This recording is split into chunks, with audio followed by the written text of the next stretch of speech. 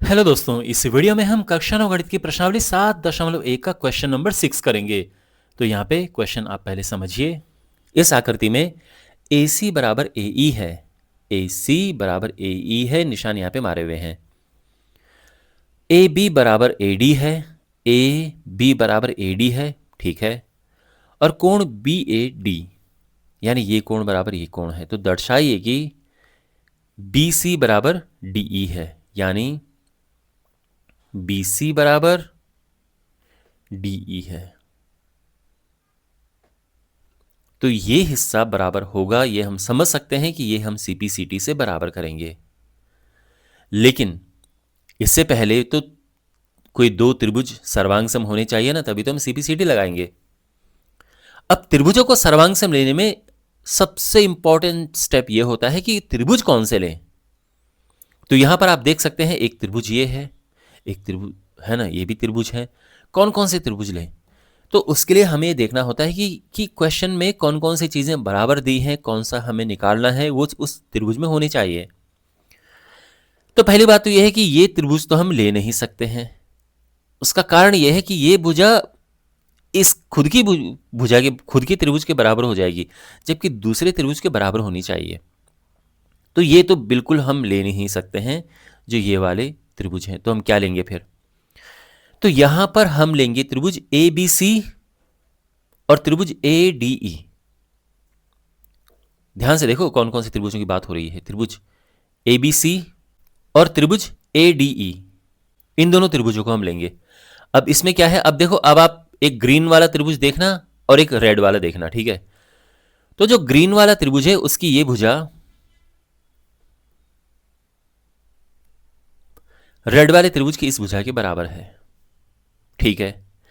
फिर ग्रीन वाले त्रिभुज की ये भुजा रेड वाले त्रिभुज की इस भुजा के बराबर है, ओके। अब तीसरी चीज क्या लें? ये कोण दिया है, लेकिन इस कोण का कोई यूज नहीं है अभी, क्योंकि ये कोण केवल इतना है। ये जो हरा वाला त्रिभुज, ग्रीन वाला त्रिभुज है, उसको तो पूरा कवर नहीं कर रहा है ना ये। तो कैसे करें फिर हम कि कोण हमें ये मिले? तो देखो, यहां पर थोड़ा सा हमको सॉल्व करना पड़ेगा। देखो, हमने यहां पर इस कोण को इस कोण के बराबर लेकर आना है। देखो, अभी तो ये है ना कि ये और ये बराबर हैं, लेकिन हम ये कोण और ये कोण बराबर करेंगे ताकि ग्रीन वाले त्रिभुज का ये वाला कोण रेड वाले त्रिभुज के इस कोण के बराबर हो जाए और हम साइड एंगल साइड लगा पाए। तो वो अब हम कैसे करेंगे? तो थोड़ा सा हमको यहां पे सॉल्व करना होगा, इन दोनों कोणों को बराबर लेकर आना होगा। तो देखो यहां पर क्या दिया है कि कोण बी ए डी बराबर है कोण ई ए सी के। अब हम दोनों कोणों में, दोनों साइड हम प्लस कर देंगे ये छोटा सा कोण बीच में, जो ये कोण है, कोण डी ए सी बोलो या कोण सी ए डी बोलो। इसमें हम कोण डी ए सी प्लस कर देंगे दोनों साइड,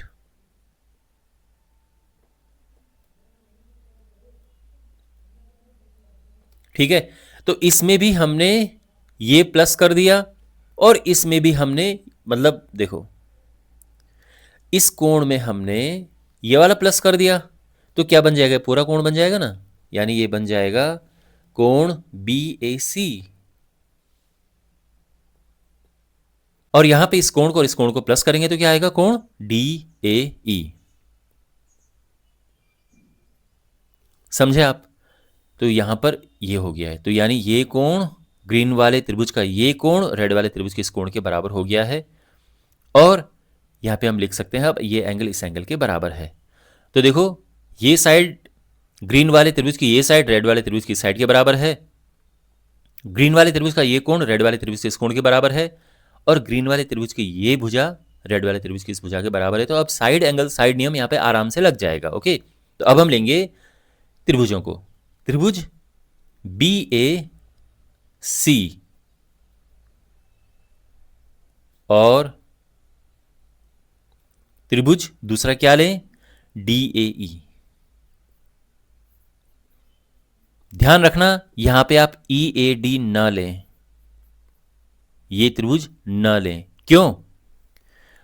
अगर मैंने इन दोनों को ले लिया तो देखो, क्या कोण B कोण E के बराबर है? क्या कोण, देखो कोण C कोण D के बराबर, हमको ये देखना होता है। अगर कोण आपको नहीं समझ आ रहे हैं तो देखो, यहां पर जो BA लिखा है क्या वो EA के बराबर है? तो BA EA के बराबर तो नहीं है, BA तो DA के बराबर है, तो इसलिए DAE लेना सही है। जिस अंदाज में यहां पर ये है, तो यहां पर ये होना चाहिए कि ये BA EA के बराबर हो, अगर हमने ये लेना है, पर ऐसा तो नहीं है। अब आप इसमें देखो, BA DA के बराबर है, बिल्कुल है। AC AE के बराबर है, AC AE के बराबर, AC ये AE के बराबर बिल्कुल है। तो यानी ये तरीका सही है लेने का। तो इसलिए हम हम त्रिभुज ये लेंगे, हम EAD नहीं लिखेंगे, ठीक है, ये इस तरह से लिखेंगे। तो यहाँ पे अब यहाँ पे क्या इसमें होगा, तो यहाँ पे साइड एंगल साइड नियम लग रहा है ना। तो पहले है ये साइड AB बराबर है क्या? AD के। एक आप ग्रीन त्रिभुज देखो और एक रेड देखो, तो ये और ये बराबर हैं, और ये बराबर हैं क्योंकि ये दिया है क्वेश्चन में। फिर है कोण, ये कोण और ये कोण बराबर हैं, तो यानी कोण BAC बराबर है कोण DAE के, है ना। ये कोण, ये वाला कोण इस कोण के बराबर है, और ये अभी अभी सिद्ध किया है हमने, तो हम लिखेंगे कि अभी सिद्ध किया है। और फिर है AC बराबर AE, और ये भी क्वेश्चन में दिया है।